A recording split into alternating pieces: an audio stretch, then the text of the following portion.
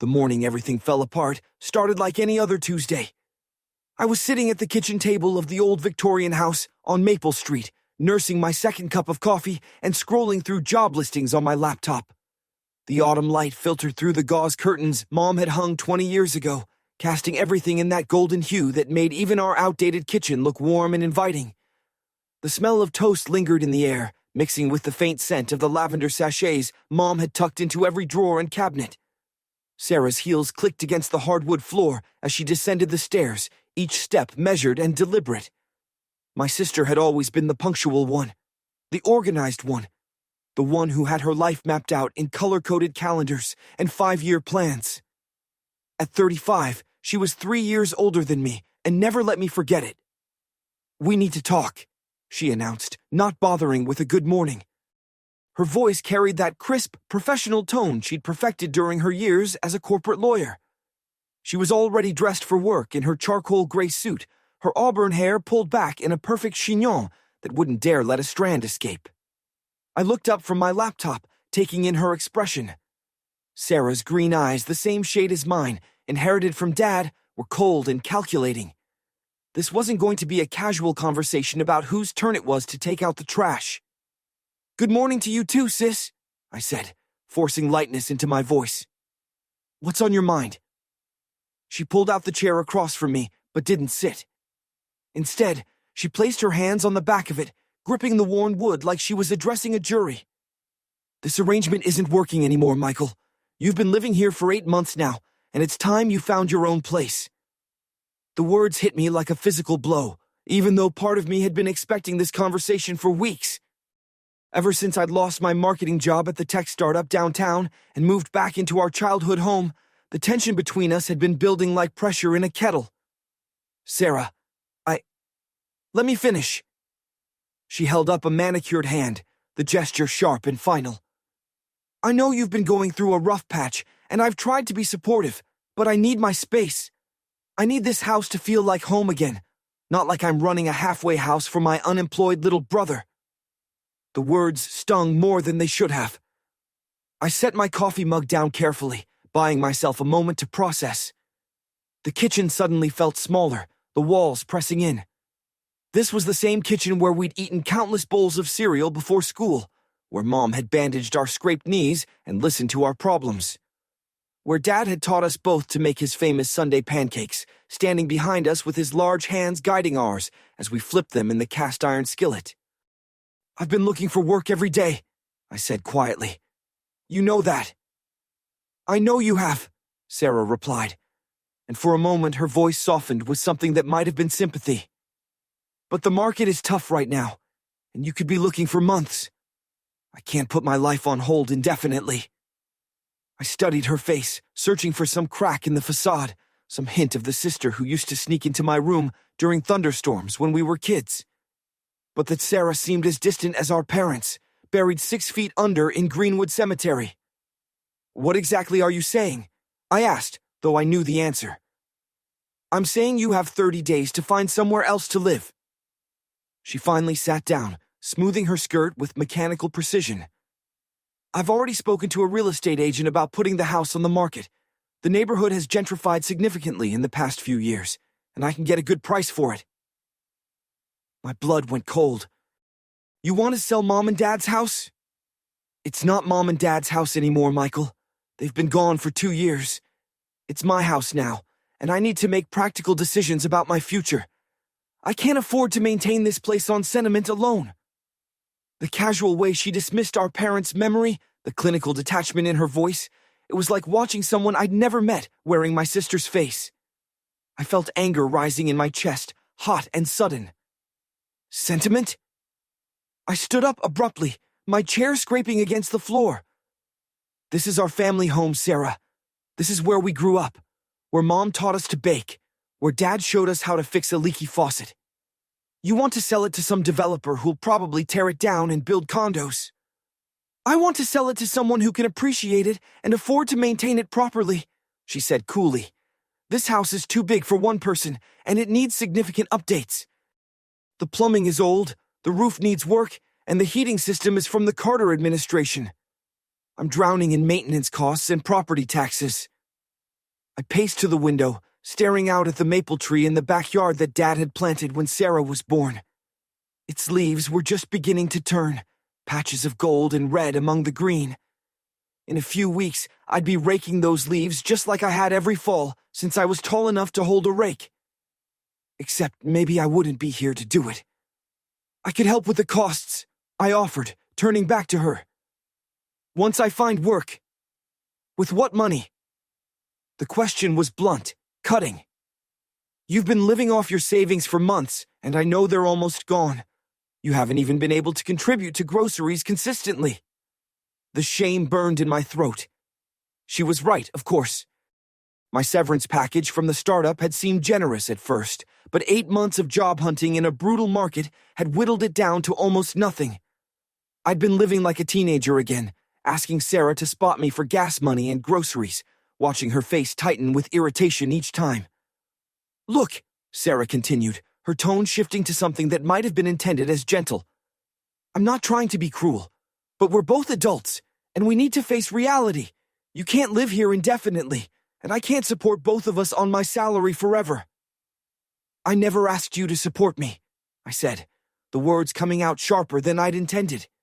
Didn't you? She raised an eyebrow. Who's been paying the utilities while you've been between jobs?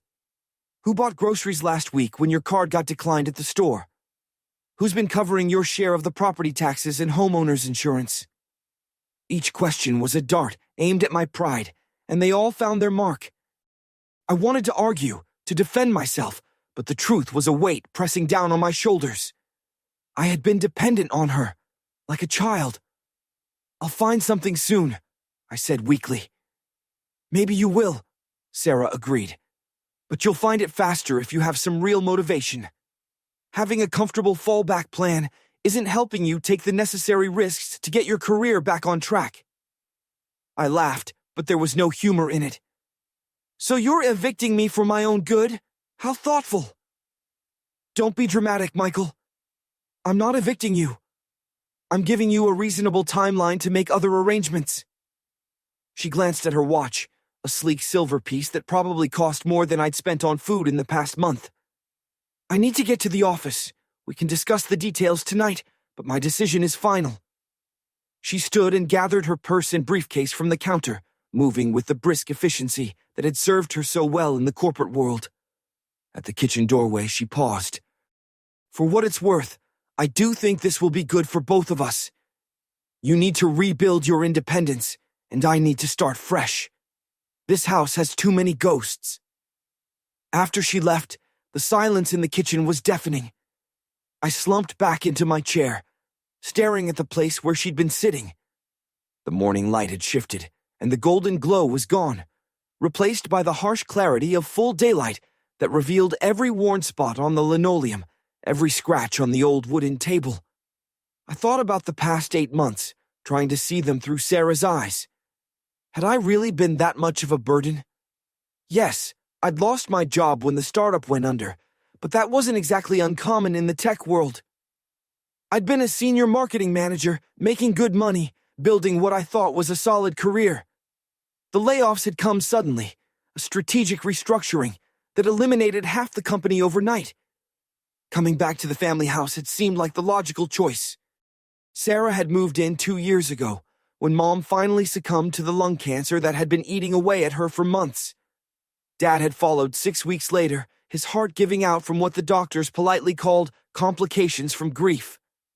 Sarah had taken charge of everything, the funeral arrangements, the estate paperwork, the endless administrative tasks that follow death like vultures. I'd still been living in my downtown apartment then, still employed, still convinced that my life was on track. I'd helped with the arrangements, of course, but Sarah had been the one to actually move into the house, claiming she needed to be there to sort through decades of accumulated belongings and handle the practical matters. When my own world collapsed 8 months later, moving back home had felt natural. Sarah had even seemed supportive at first, making up the guest room, my old bedroom, and assuring me that I could stay as long as I needed to get back on my feet. But as the weeks turned into months and my job search stretched on with nothing but polite rejection emails and interviews that led nowhere, I could feel her growing impatience. She'd started making little comments about my daily routine, my lack of urgency, my tendency to sleep in now that I didn't have an office to go to.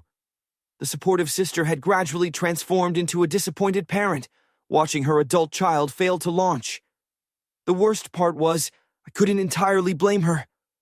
I had been floundering, caught between the career I'd lost and a future I couldn't seem to grasp. The job market for marketing professionals was brutal, with companies either eliminating positions entirely or demanding skills I didn't have for salaries I couldn't live on.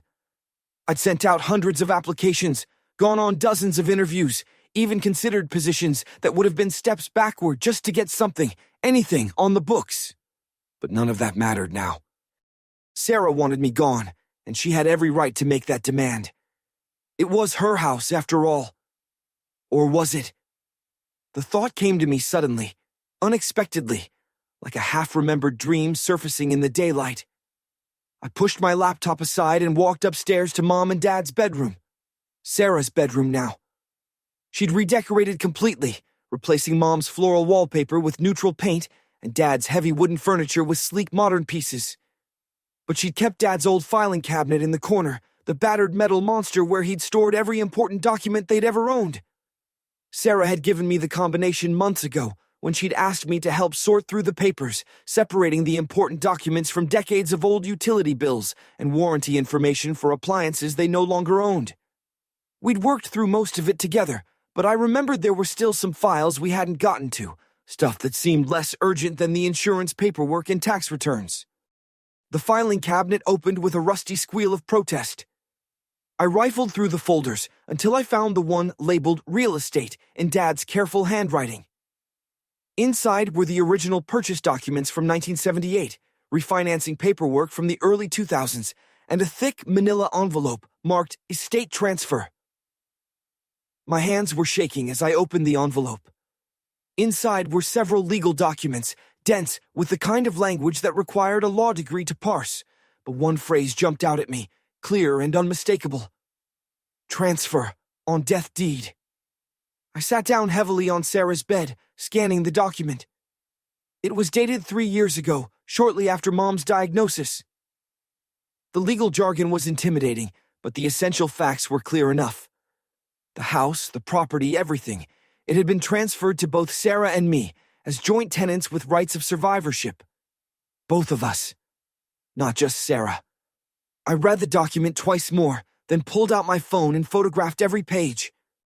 My heart was hammering against my ribs as the implications sank in. Sarah didn't own this house alone. I was an equal owner, with the same legal rights she had, including the right to refuse to leave. The rest of the day passed in a haze.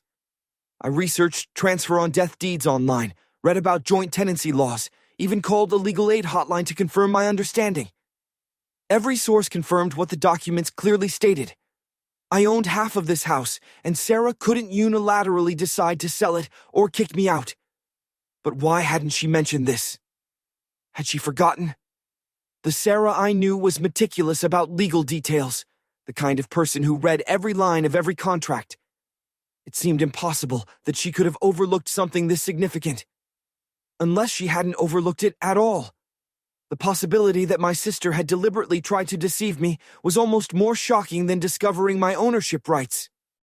We'd had our differences over the years, sure, but I'd never thought of her as dishonest. Calculating, maybe.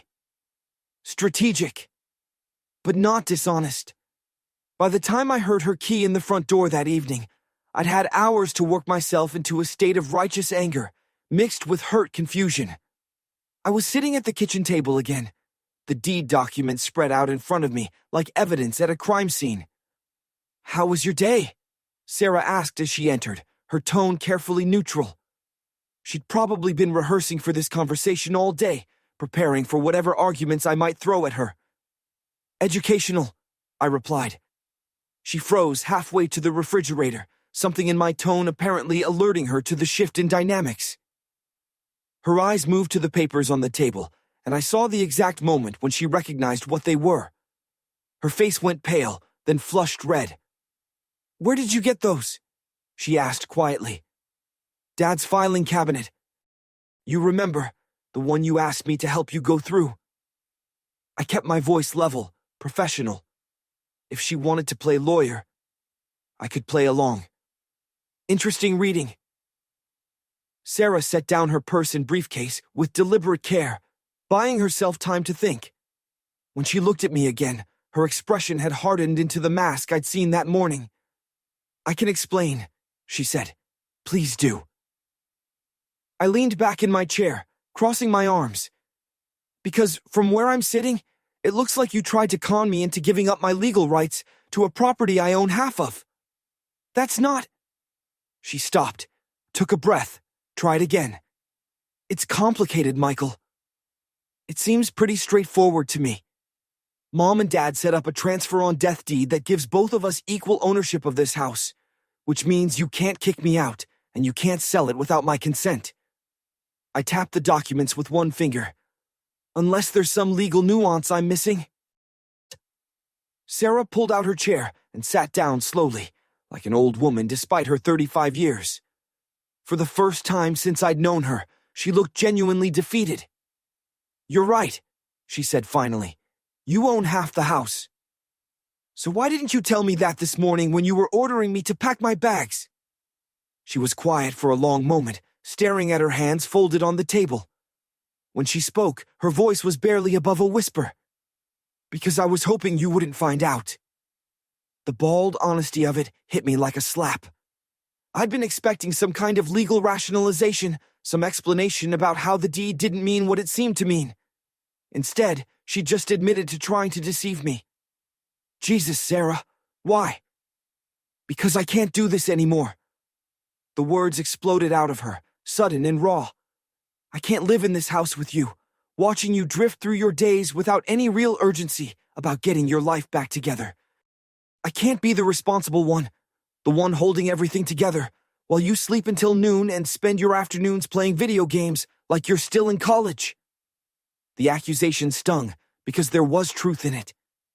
I had been sleeping in, had been playing games when I needed a break from the soul-crushing monotony of job applications.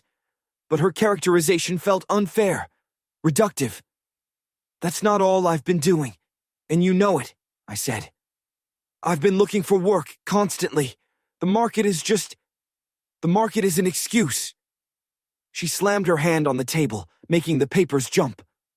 "Yes, it's tough, but you're not trying hard enough. You're not networking. You're not considering positions outside your narrow field. You're not thinking about relocating or taking temporary work. You're just sitting here in Mom and Dad's house, hiding from the world." "This is my house too," I shot back. "I have every right to be here." "Legally, yes, but morally?" She shook her head. "I've been carrying this family since Mom got sick. I took care of the medical appointments, the insurance claims, the funeral arrangements. I've been maintaining this house, paying the bills, keeping everything afloat. And what have you contributed?" The question hung in the air between us like a challenge.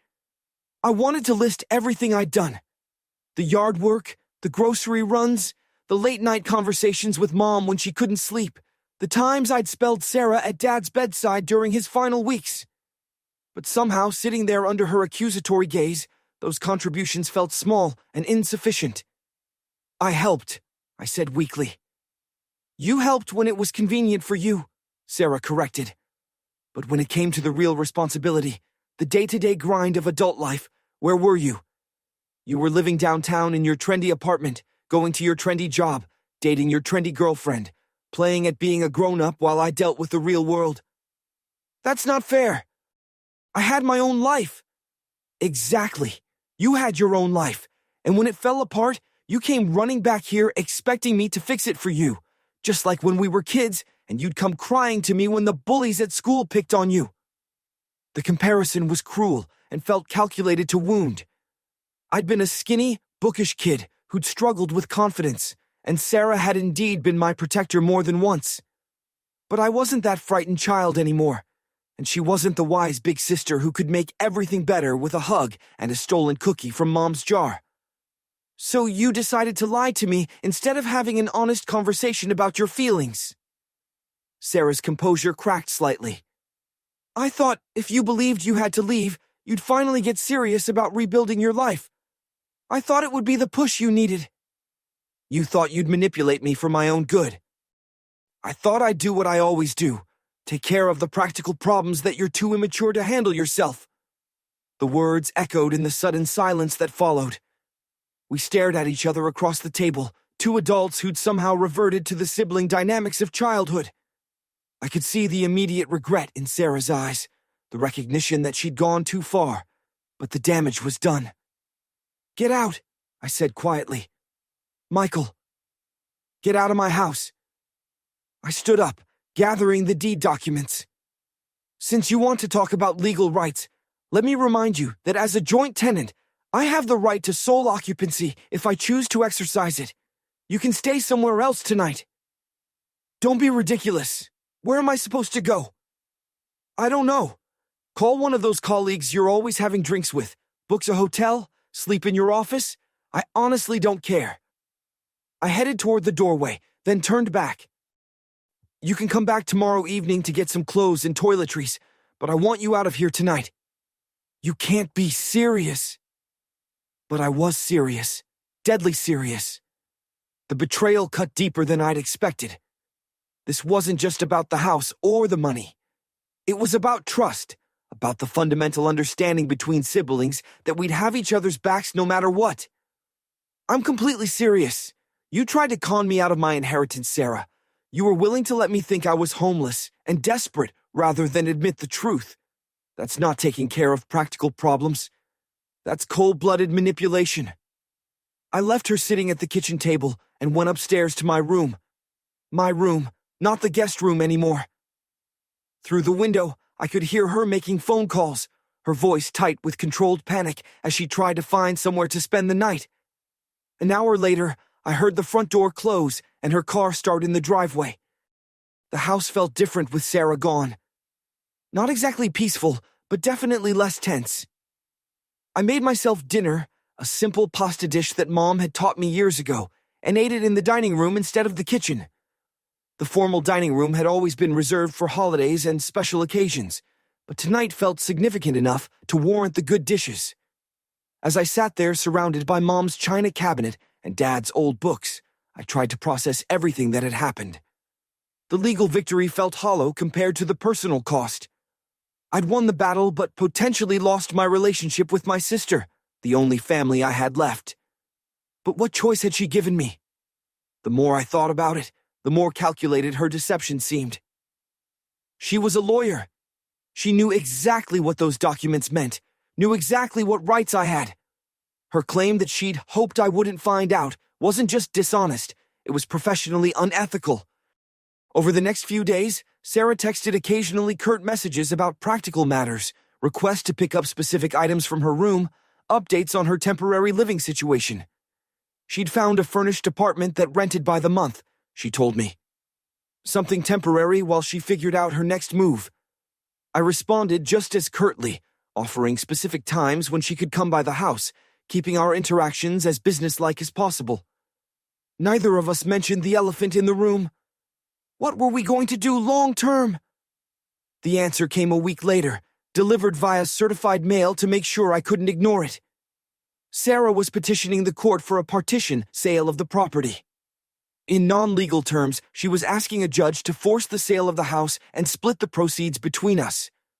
I stared at the legal documents spread across the kitchen table. The same table where we'd had our confrontation. The same table where we'd eaten thousands of family meals over the years. The irony wasn't lost on me.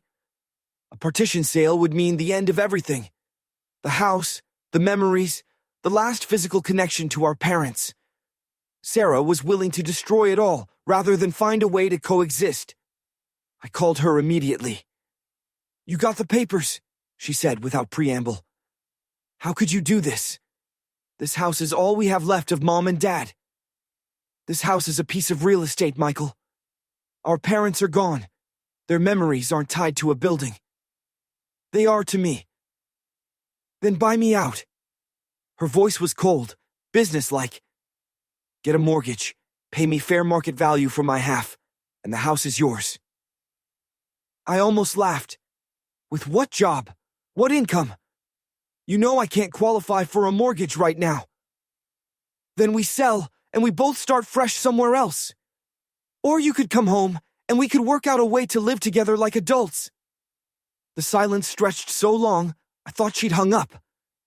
"I can't," she said finally. "I can't live in that house with you anymore, Michael. Every day I'm there, I'm reminded of how much I've had to sacrifice, how much I've had to give up to keep our family afloat. I look at you sleeping until noon and playing video games, and I resent you. I hate myself for resenting you, but I can't stop it." The raw pain in her voice caught me off guard. For the first time since our fight, I heard something other than anger. I heard exhaustion, loneliness, grief. "Sarah, I need to build my own life," she continued. "I need to stop being the responsible one, the one who fixes everything. I need to figure out who I am when I'm not taking care of other people." I understood suddenly that this wasn't really about the house at all. This was about two people who'd never properly grieved their parents because they'd been too busy managing the practical aftermath. This was about a woman who'd spent her entire adult life being the competent one, the reliable one, finally reaching her breaking point. "What if we both moved out?" I heard myself saying. "Sell the house, split the money, start over somewhere else?" "You'd be willing to do that?" The question surprised me. Would I be willing to let go of the house? The thought of strangers living in our childhood home, sleeping in our old bedrooms, cooking in Mom's kitchen, it made my chest tight with loss. But maybe Sarah was right. Maybe we were both clinging to a past that was keeping us from moving forward. If it means we could be siblings again instead of enemies? Yeah, I'd consider it. Another long pause. "I've already found a realtor," Sarah said quietly. "The market is really strong right now. We could probably get 40% more than the house was worth 5 years ago."